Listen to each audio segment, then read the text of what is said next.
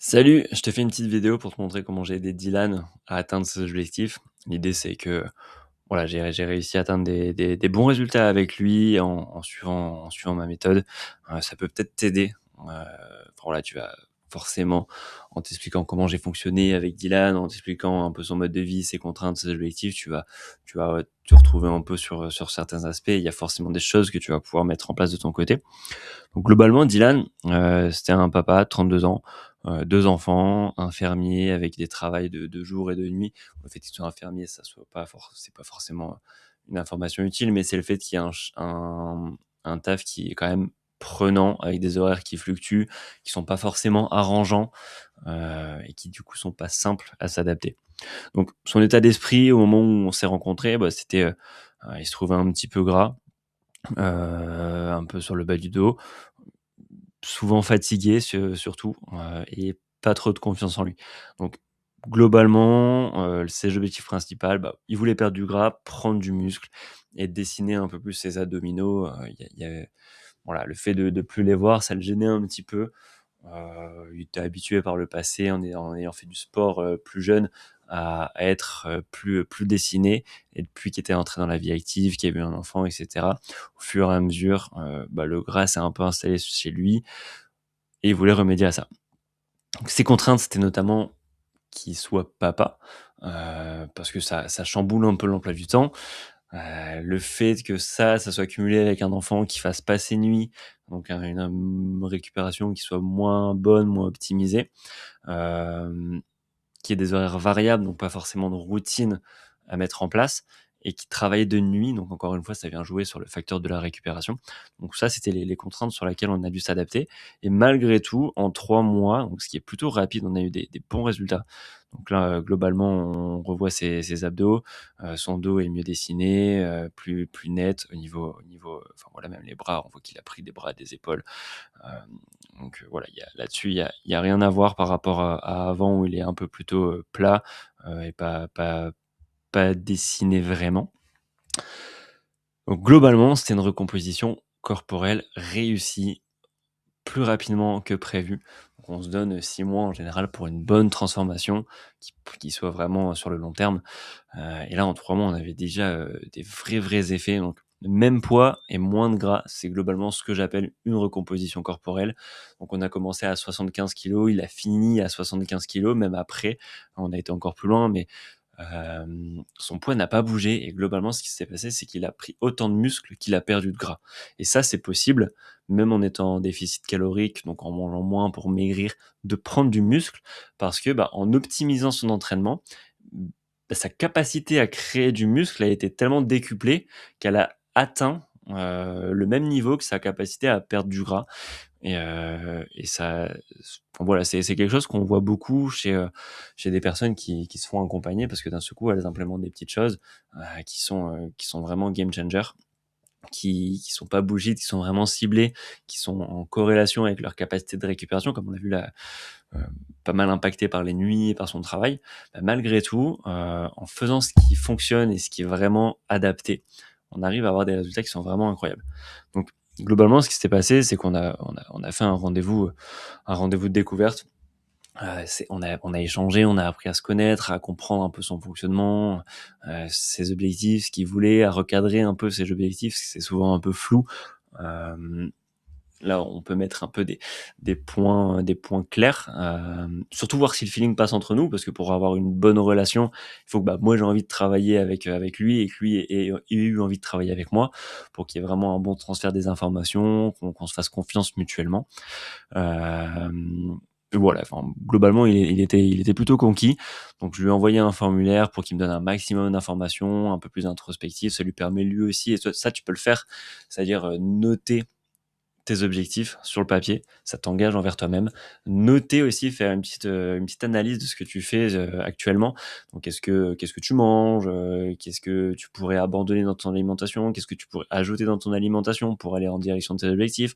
Au niveau de ton sport, est-ce que tu as un programme? Est-ce que tu as un carnet d'entraînement? Noter tout ça, voir ce que tu pourrais supprimer de ton quotidien. Par exemple, si tu me dis, bah, tous les midis, je mange à la boulangerie à côté du taf parce que, c'est plus simple pour moi. Bon, ça, c'est quelque chose que tu pourrais supprimer de ton quotidien.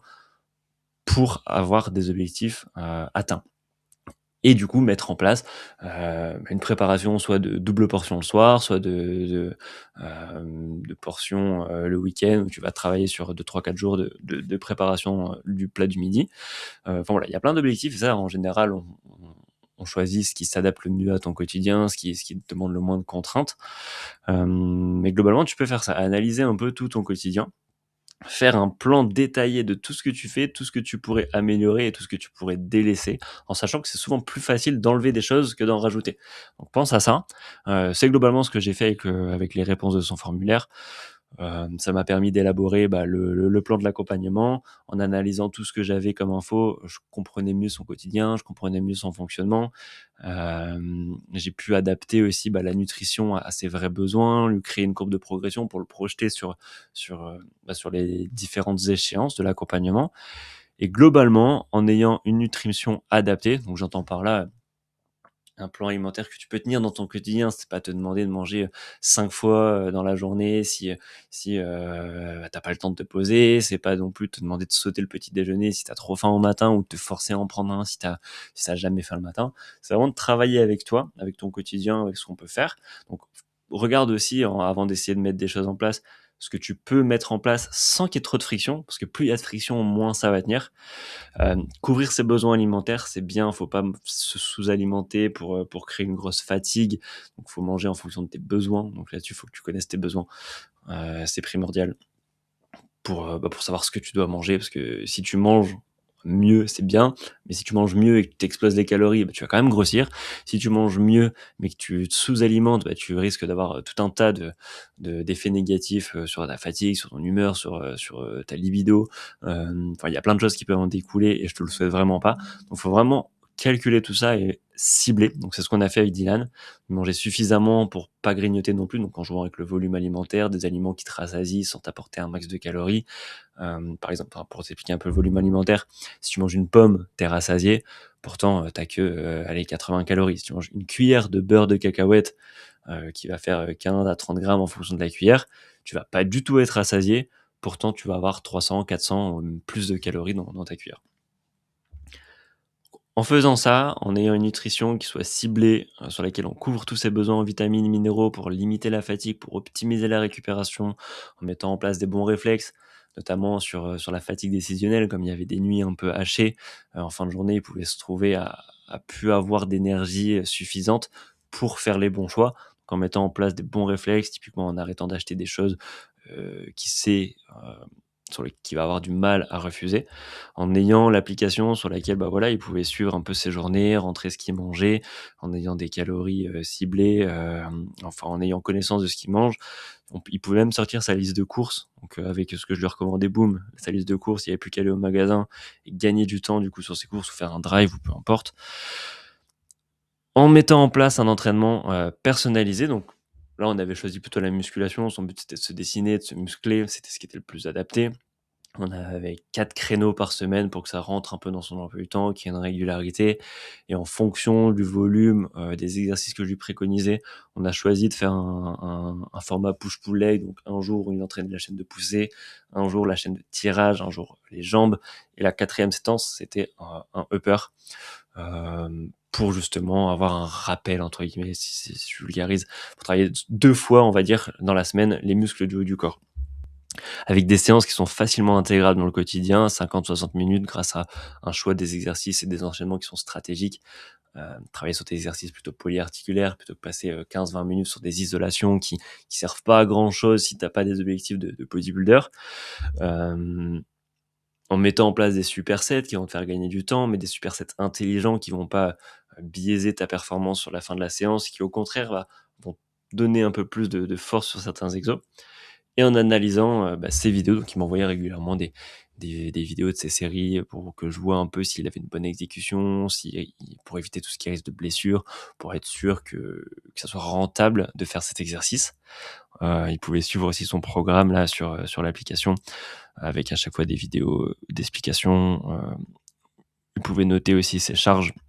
Ça, c'est intéressant parce que de semaine en semaine, tu peux traquer ta progression et voir que tu as soulevé une répétition en plus ou que tu as pris un poids plus lourd.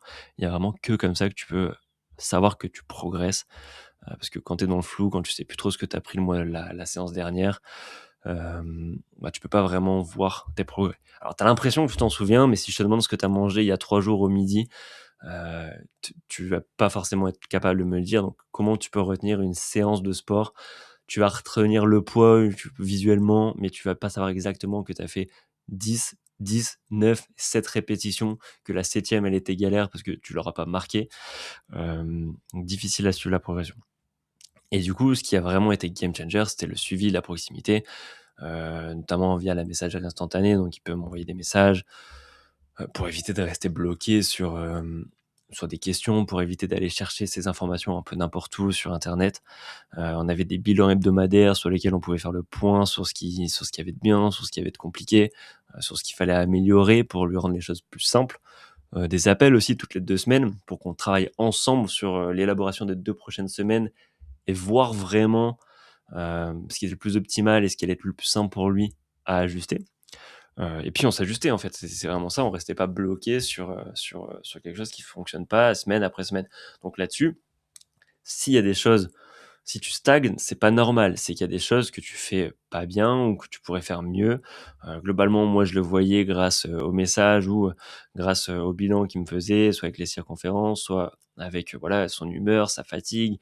Typiquement, s'il était fatigué plus que d'habitude, c'était un facteur à prendre en compte.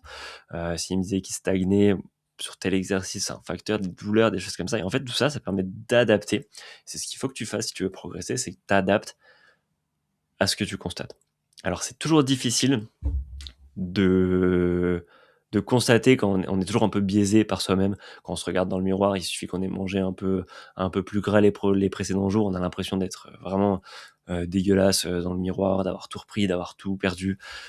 Et là-dessus, c'est l'avantage aussi d'avoir un avis extérieur, donc que ce soit par un coach ou même un ami, ça peut t'aider, ou même d'avoir des photos, de te prendre en photo de semaine en semaine pour avoir visuellement un aspect traquable de ta progression. Prendre tes mesures, c'est hyper important. Comment tu te sens dans tes pantalons, comment tu te sens dans tes pulls, tout ça, c'est des facteurs qui vont vraiment te montrer ton évolution et qui vont être décorrélés de tes biais cognitifs qui sont euh, influencés par ton humeur.